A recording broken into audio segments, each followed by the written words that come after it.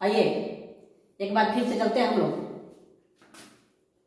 अपने अध्ययन की तरफ, जिसमें हम लोग आज बातचीत करेंगे बातचीत के बारे में।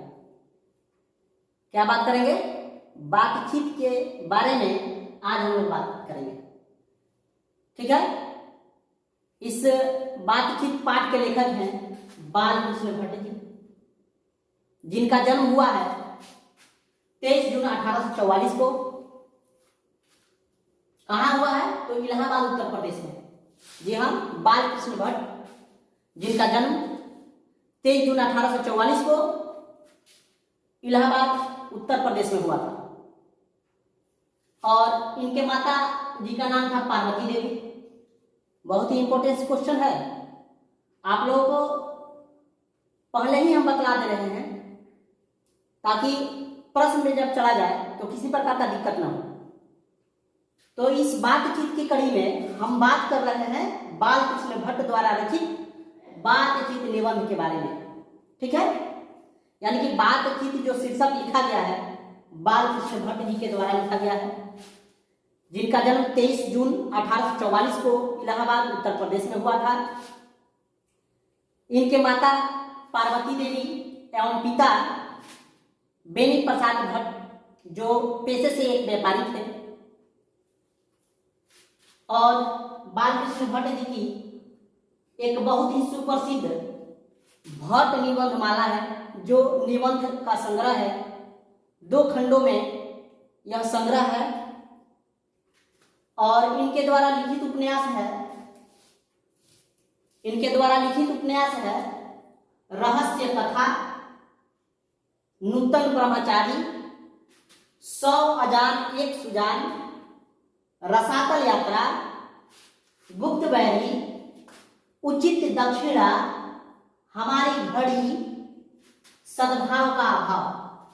तो ये सभी बालकृष्ण भट्ट जी के द्वारा लिखा हुआ महत्वपूर्ण उपन्यास है।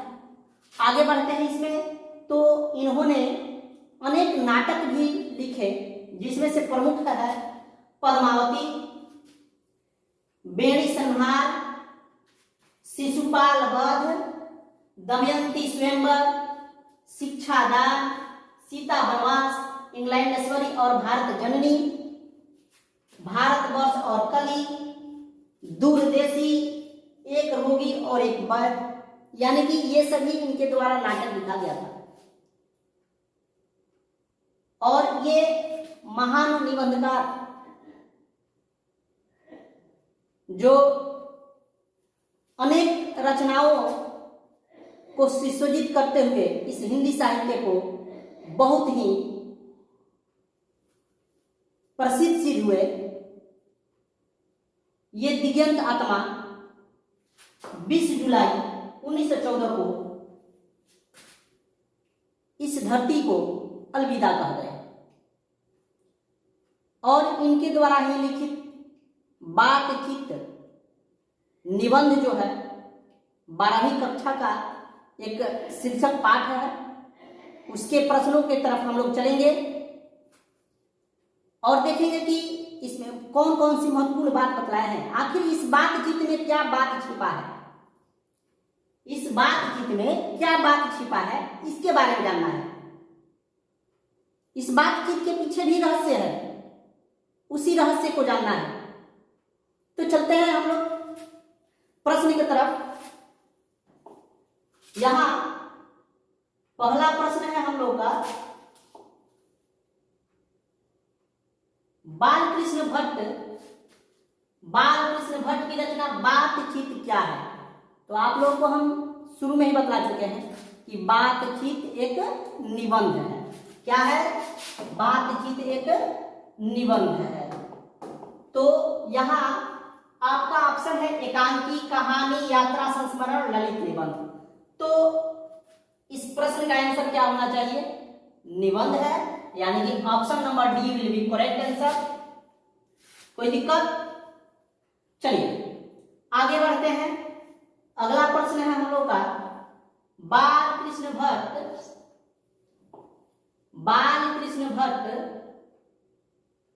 किस युग के निबंधकार थे? बालकृष्ण भट्ट किस युग के निबंधकार थे? तो इसके बारे में आपको बताते चले कि ये भारतेंदु युग के निबंधकार थे। ठीक है, यानी कि बाल कृष्ण भट्ट भारतेंदु युग के निबंधकार थे, यानी कि ऑप्शन नंबर सी इसका सही जवाब होगा। ठीक है, ऑप्शन नंबर सी इसका सही जवाब हो जाएगा। कोई दिक्कत? ऑप्शन नंबर सी इसका सही जवाब है, भारतेंदु युग। अगले प्रश्न की तरफ चलते हैं। अगला प्रश्न है यहाँ, अगला प्रश्न है हमारा, बाल कृष्ण भट्ट का जन्म कब हुआ था? तो आपको शुरू में ही बता चुके हैं, हम शुरू में ही समझाए हैं ना कि बाल कृष्ण भट्ट जी का जन्म 23 जून 1844। ठीक है, कहां पर? तो इलाहाबाद, उत्तर प्रदेश। इससे संबंधित क्वेश्चन आएंगे, एकदम इंपॉर्टेंट सा क्वेश्चन है ये। बाल कृष्ण भट्ट का जन्म कहाँ हुआ था? तो ये हो जाएगा क्या जी, 23 जून 1844 को। कहां पर हुआ था? तो इलाहाबाद, उत्तर प्रदेश। कहां हुआ था?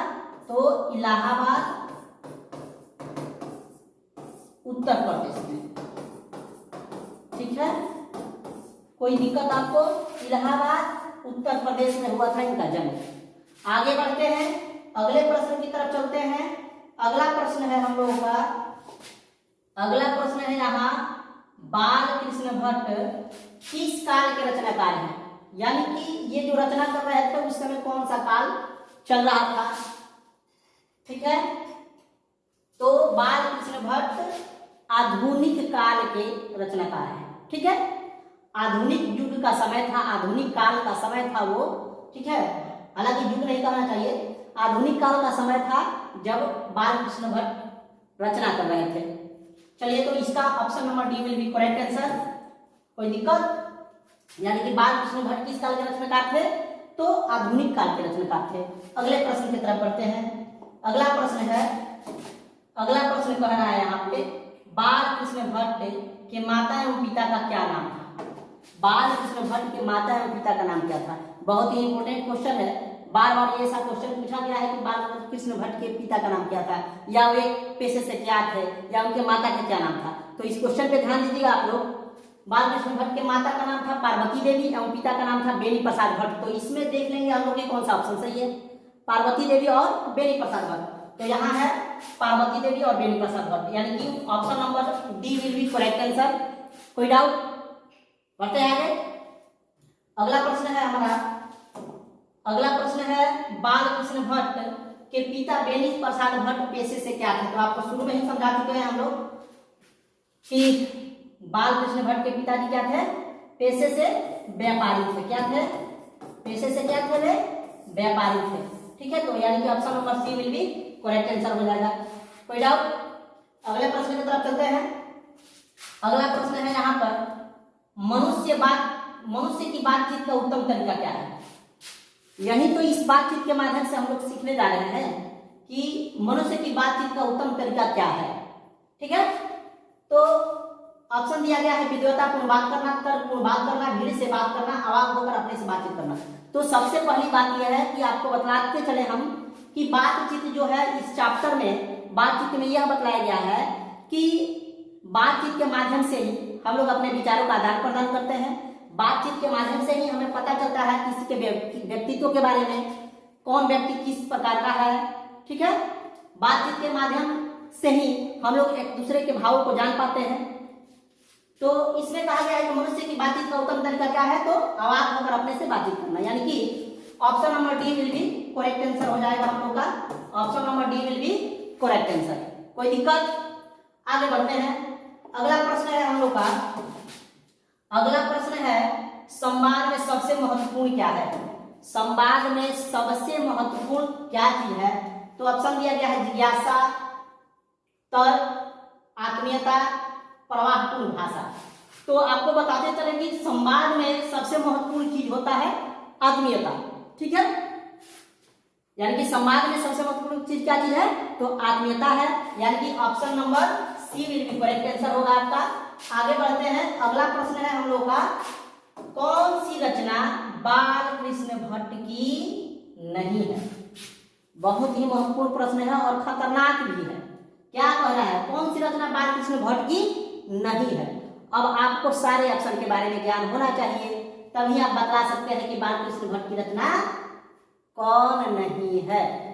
तो आइए देखते हैं। नूतन ब्रह्मचारी शुरू में ही हम लोग पढ़े हैं, फर्स्ट पृष्ठ पे ही हम बता चुके हैं आप लोगों को कि बालकृष्ण भट्ट द्वारा रचित कौन कौन सी रचनाएं हैं, तो आप लोग उसको ध्यान से पढ़ लीजिएगा।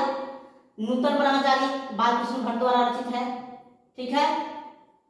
उसके बाद 100 आजाद एक सुजान, ये भी बालकृष्ण भट्ट की रचना है। सद्भाव का भाव, ये भी बालकृष्ण भट्ट का रचना है। तो यहाँ एक ऑप्शन जो डी में दिया गया है परीक्षा गुरु, ये बालकृष्ण भट्ट द्वारा रचित नहीं है, अर्थात option number D will be correct answer होगा। आगे बढ़ते हैं। अगला प्रश्न है हम लोग का, कौन सी रचना बालकृष्ण भट्ट की है। देखिए दोनों एक दूसरे का उल्टा पूछा गया क्वेश्चन। पहला क्वेश्चन था, इसके पहले का क्वेश्चन था कि कौन सी रचना बालकृष्ण भट्ट की नहीं है, और अभी पूछा जा रहा है आपसे कि कौन सी रचना बालकृष्ण भट्ट की है। कौन सी रचना बालकृष्ण भट्ट की है, तो आइए देखते हैं। पछुआ धर्म दिया गया है ऑप्शन, रेणुका दिया गया है, रेल का विकट खेल दिया गया है, प्राच्य विद्या दिया गया है। तो आप लोगों को फर्स्ट पृष्ठ पे ही हम समझाए हैं, बताए हैं कि कौन कौन सी रचना है बालकृष्ण भट्ट की, उसको याद कर लीजिएगा ताकि इन प्रश्नों को हल करने में कोई परेशानी न हो। तो इसका सही जवाब हो जाएगा रेल का विकट खेल। रेल का विकट खेल यानी कि option number C will be correct answer होगा। आगे बढ़ते हैं। अगला प्रश्न है, अगला प्रश्न दिख रहा है आपको स्क्रीन पे, कह रहा है कि बातचीत किस विद्या की रचना है। क्वेश्चन कह रहा है कि बातचीत किस विद्या की रचना है, या बातचीत शीर्षक पाठ कौन सी विद्या है। दोनों तरह से प्रश्न पूछा जा सकता है आपसे कि बातचीत किस विद्या की रचना है, या बातचीत शीर्षक पाठ कौन सी विद्या है। कहने का मतलब यह हुआ कि अब भाषण है कि गीत है कि संगीत है, निबंध है, आलोचनात्मक निबंध है, क्या चीज है।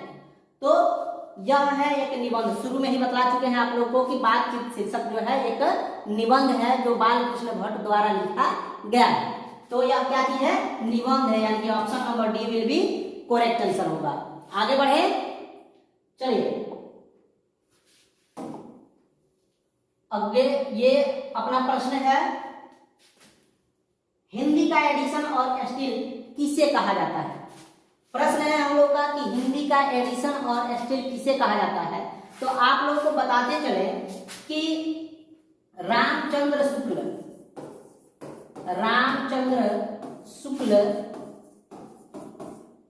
एक लेखक हैं जिन्होंने सर्वप्रथम बालकृष्ण भट्ट को हिंदी का एडिशन, हिंदी साहित्य का एडिशन और स्टिल कहा था।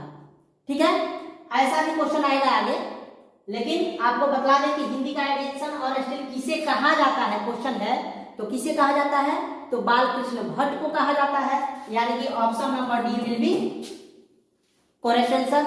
और किसने कहा था अगर ये पूछा जाए तो आपका ऑप्शन हो जाएगा रामचंद्र शुक्ल। ठीक है, आगे बढ़े, चलिए आगे चलते हैं। अगला प्रश्न है हम लोग का, देख रहे हैं स्क्रीन पे आप लोग।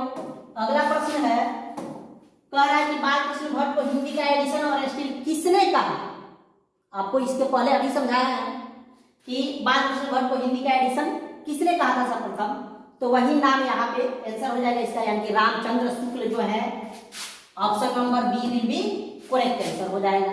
आगे बढ़ते हैं, चलिए अगला प्रश्न है हमारा, बातचीत शीर्षक निबंध के निबंधकार कौन है। बातचीत शीर्षक निबंध के निबंधकार कौन है। इसी बातचीत पे तो हम लोग बातचीत कर रहे हैं, क्या बातचीत शीर्षक के बारे में ही हम लोग बातचीत कर रहे हैं। तो इस बातचीत जो शीर्षक है इसके निबंधकार हैं बालकृष्ण भट्ट, जिनका जन्म हुआ है 23 जून 1844 को इलाहाबाद उत्तर प्रदेश में, और जिनके माता का नाम पार्वती देवी एवं पिता का नाम बेली प्रसाद भट्ट था, और वे पेशे से एक व्यापारी थे। ठीक है, तो आगे बढ़े, यानी कि बातचीत शीर्षक निबंध के निबंधकार कौन है, तो यहाँ हो जाएंगे option number C will be correct answer, यानी कि बालकृष्ण भट्ट। आगे बढ़ते हैं, अगला प्रश्न है हम लोग का, अगला प्रश्न है कि बातचीत के माध्यम से क्या प्रश्न है? बातचीत के माध्यम से बाल कृष्ण भट्ट क्या बतलाना चाहते हैं? बातचीत के माध्यम से क्या बतलाना चाहते हैं बाल कृष्ण भट्ट जी? तो इसके बारे में ऑप्शन दिया गया है भाषण की शैली, संवाद की शैली, बातचीत की शैली, इनमें से कोई नहीं। तो हम लोग बातचीत कर रहे हैं किसके बारे में? तो बातचीत के बारे में। तो बाल कृष्ण भट्ट की बातचीत के माध्यम से क्या बतलाना चाहते हैं? तो बातचीत की शैली बतलाना चाहते हैं। कोई दिक्कत? यानी कि बातचीत के माध्यम से बाल कृष्ण भट्ट जी क्या बतलाना चाहते हैं? तो बातचीत की शैली बतलाना चाहते हैं, यानी कि option number C will be correct answer. अगला प्रश्न है हम लोग का, अगला प्रश्न है स्क्रीन पे, बाल कृष्ण भट्ट का निवास स्थान कौन सा था? तो अभी तो समझाए हैं आप लोग को कि बाल कृष्ण भट्ट का जन्म 23 जून 1844 को इलाहाबाद उत्तर प्रदेश में हुआ था, यानी कि निवास स्थान पूछा जा रहा है तो इलाहाबाद उत्तर प्रदेश का इसका करेक्ट आंसर होगा, यानी कि option number C will be correct answer, Allahabad Uttar Pradesh. कोई डाउट किसी को? आगे बढ़े। बातचीत के बारे में हम लोग बातचीत कर रहे हैं तो इसमें बहुत ही मजा है, क्योंकि कहा जाता है कि दो लोगों के बीच जो बातचीत होता है ना वो एकदम खुलकर ओपनली बात होता है ना, यानी कि उस बातचीत में जितना मजा है अन्य किसी बातचीत में मजा नहीं है। और भी कहा गया है कि दो औरतें अगर बातचीत कर रही हैं तो वे कैसी बातचीत करती होंगी, ठीक है? या अगर कोई बुढ़ी माँ अगर किसी से झगड़ा करती है तो किस बात पे झगड़ा करती है, किस बातचीत के लिए झगड़ा करती है, तो बहुत सारे बात इसमें बतलाए गए हैं बातचीत शीर्षक में, ठीक है? आगे बहुत कुछ बतलाएंगे, आगे बढ़ते हैं। अगला प्रश्न है हम लोग का, बाल कृष्ण भट्ट ने किस पत्रिका का संपादन किया? यानी कि बाल कृष्ण भट्ट जी सबसे पहले कौन सी पत्रिका संपादित किए थे? तो ये है आपका हिंदी प्रदीप, यह है आपका क्या जी? हिंदी प्रदीप पत्रिका का संपादन किया था उन्होंने, यानी कि option number C will be correct answer हो जाएगा। कोई डाउट किसी को? आगे बढ़ते हैं। अगला प्रश्न है हम लोग का, बाल कृष्ण भट्ट ने हिंदी प्रदीप नामक मासिक पत्रिका निकालना कब से प्रारंभ किया? क्वेश्चन है कि बाल कृष्ण भट्ट ने हिंदी प्रदीप पत्रिका निकालना कब से प्रारंभ किया? तो इसका सही जवाब हो जाएगा आपको 1877 ईस्वी से उन्होंने हिंदी प्रदीप पत्रिका निकालना प्रारंभ किया था, यानी कि option number B will be correct answer हो जाएगा आपका। अगला प्रश्न है हम लोगों का, कौन सी रचना बाल कृष्ण भट्ट द्वारा रचित नहीं है? कौन सी रचना बाल कृष्ण भट्ट द्वारा रचित नहीं है, यानी कि इसमें से कौन सी रचना है जिसे बाल कृष्ण भट्ट जी ने नहीं लिखा है? तो आइए देखते हैं हम लोग। तो आपको शुरू में ही बतला चुके हैं, स्क्रीन पे ही बतला चुके हैं कि कौन कौन सी रचना ये किए हैं, जिसमें पद्मावती रचना, पद्मावती का ये रचना किए हैं बाल कृष्ण भट्ट जी, बेनी संहार भी लिखे हैं और मेघनाथ वध भी लिखे हैं, ठीक है? यानी कि मेघदूतम की रचना बाल कृष्ण भट्ट ने नहीं किया है, इसलिए इस प्रश्न का आंसर हो जाएगा मेघदूतम। क्वेश्चन के हिसाब से कौन सी रचना बाल कृष्ण भट्ट द्वारा रचित नहीं है? तो मेघदूतम जो रचना है यह बाल कृष्ण भट्ट द्वारा रचित नहीं है। तो अगले प्रश्न की तरफ चलते हैं हम लोग। अगला प्रश्न है हम लोग का, बाल कृष्ण भट्ट द्वारा रचित उपन्यास कौन सा है? बाल कृष्ण भट्ट द्वारा रचित उपन्यास कौन सा है? तो इसके बारे में जानेंगे। आपको स्क्रीन पे ही समझा चुके हैं, बतला दिए हैं कि कौन कौन सा उपन्यास लिखे हैं। मैलाचल, गोदान, 100 अजान एक सुजान अंतराल, इन चारों ऑप्शन में से कौन सा ऑप्शन सही होना चाहिए? यानी कि 100 अजान एक सुजान, इसकी इस उपन्यास की रचना की है बाल कृष्ण भट्ट जी। मैलाचल फणीश्वरनाथ रेणु जी, गोदान प्रेमचंद्र जी और 100 अजान एक सुजान बाल कृष्ण भट्ट जी, ठीक है? आगे बढ़े। अगला प्रश्न है हम लोग का, अगला प्रश्न है, बोलने से ही मनुष्य के रूप का साक्षात्कार होता है। बोलने से ही मनुष्य के रूप का साक्षात्कार होता है, यह किसने कहा या किसका मत है? क्वेश्चन है बहुत ही इंपॉर्टेंस है। बोलने से ही मनुष्य के रूप का साक्षात्कार होता है, यह किसने कहा या यह किसका मत है, ठीक है? तो ये कहे थे हम लोग की हिंदी पाठ्य पुस्तक में जो नाम बतलाया गया है, दो नाम, एडिसन और वेन जॉनसन, उसमें से वेन जॉनसन ने इस बात को इस मत को कहा था कि बोलने से ही मनुष्य के रूप का साक्षात्कार होता है, यानी कि option number B will be correct answer होगा। ठीक है, अगला प्रश्न है हम लोग का, अगला प्रश्न है असल बातचीत सिर्फ दो व्यक्तियों में, असल बातचीत सिर्फ दो व्यक्तियों में ही हो सकती है, यह किसका मत है? असल बातचीत सिर्फ दो व्यक्तियों में ही हो सकती है, यह किसका मत है? तो आपको दो नाम बताए थे ना, एडिसन और एक नाम बताए थे बेन जॉनसन, बेन जॉनसन। ठीक है, तो बेन जॉनसन ने कहा था कि मनुष्य के रूप का साक्षात्कार होता है बातचीत से, और एडिसन ने कहा था कि असल बातचीत सिर्फ दो व्यक्तियों में ही हो सकती है। ठीक है, असल बातचीत सिर्फ दो व्यक्तियों में ही हो सकती है, यानी कि इस क्वेश्चन का सही जवाब हो जाएगा option number A will be correct answer. आगे बढ़ते हैं, अगला प्रश्न है हम लोग का, अगला प्रश्न है यहां आपके स्क्रीन पे कह रहा है क्वेश्चन कह रहा है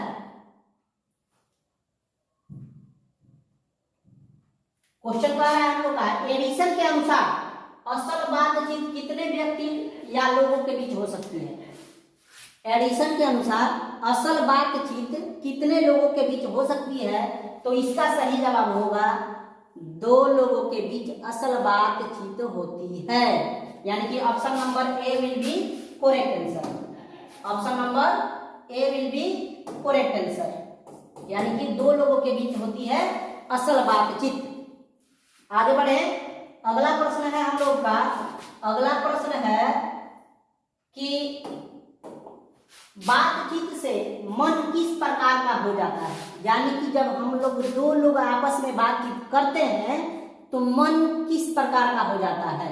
तो अपनी अपनी व्याख्या एक दूसरे से सुना देते हैं, तो मन हो जाता है हल्का और स्वच्छ, यानी कि option number C will be correct answer. Option number C will be correct answer, यानी कि बातचीत से मन किस प्रकार का हो जाता है? तो स्वच्छ और हल्का हो जाता है। आगे चलते हैं, अगला प्रश्न कह रहा है हम लोग का, अगला प्रश्न है किसके ना होने से सृष्टि गूंगी प्रतीत होती है? किसके ना होने से सृष्टि गूंगी प्रतीत होती है? तो इसका सही जवाब आपको मिल जाएगा कैसे? तो बालकृष्ण भट्ट द्वारा रचित जो बातचीत शीर्षक निबंध है उसमें यह कहा गया है कि अगर वाक शक्ति न होती तो पूरी सृष्टि गूंगी होती। इसका मतलब यह हुआ कि किसके ना होने से सृष्टि गूंगी प्रतीत होती? तो वाक शक्ति के न होने से सृष्टि गूंगी प्रतीत होती। आगे बढ़े, अगला प्रश्न है आर्ट ऑफ कन्वर्सेशन कहाँ के लोगों में सर्वाधिक होती है? आर्ट ऑफ कन्वर्सेशन कहाँ के लोगों में सर्वाधिक प्रचलित है? तो ये हो जाएगा आपको यूरोप, यानी कि यूरोप के लोगों में आर्ट ऑफ कन्वर्सेशन के जो क्वालिटी होती है, गुण होते हैं, वो बहुत ही प्रचलित है, यानी कि option number C will be correct answer हो जाएगा। अगला प्रश्न है हम लोग का, दमयंती स्वयंवर के रचनाकार कौन है? दमयंती स्वयंवर के रचनाकार कौन है? तो आप लोग स्क्रीन पे ही देख सकते हैं कि बालकृष्ण भट्ट द्वारा रचित है दमयंती स्वयंवर। ठीक है, यानी कि इस प्रश्न का आंसर हो जाएगा option number A will be correct answer, यानी कि दमयंती स्वयंवर के रचनाकार है बालकृष्ण भट्ट। अगला प्रश्न है हम लोगों का कि संयोगिता स्वयंवर, एक अलग प्रश्न, बहुत ही इंपोर्टेंट प्रश्न है, दोनों एक दूसरे से मिलता हुआ प्रश्न है, तो इसलिए आप लोग इन दोनों प्रश्न को अच्छे तरह से पढ़ेंगे और ध्यान रखेंगे। दमयंती स्वयंवर बालकृष्ण भट्ट द्वारा रचित है और संयोगिता स्वयंवर, यहां कहा गया है कि संयोगिता स्वयंवर किनकी रचना है?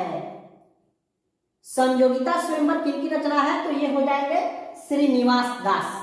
ठीक है, यानी कि option number D will be correct answer हो जाएगा।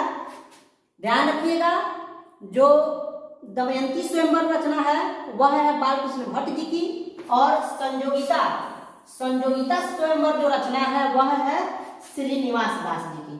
ठीक है, आगे बढ़े, अगला प्रश्न है हम लोग का, अगला प्रश्न है कि जैसा काम वैसा परिणाम, जैसा काम वैसा परिणाम किस लेखक द्वारा रचित प्रहसन है, यानी कि कौन लेखक इसको लिखे हैं जैसा काम वैसा परिणाम। तो ये हो जाएगा आपको बाल कृष्ण भट्ट, यानी कि बाल कृष्ण भट्ट ही ये लिखे हैं कि जैसा काम वैसा परिणाम। तो option number C will be correct answer होगा। तो आप लोग इस वीडियो को पूर्ण रूप से देखें और बातचीत के माध्यम से इसमें क्या बताया गया है उसके बारे में जानकारी प्राप्त करें। ठीक है, आपको एक प्रश्न दे रहे हैं हम कि 4 लोगों के बीच में या 4 लोगों से अधिक लोगों के बीच में किस प्रकार का बात होता है, तो वह होता है राम रमौवल।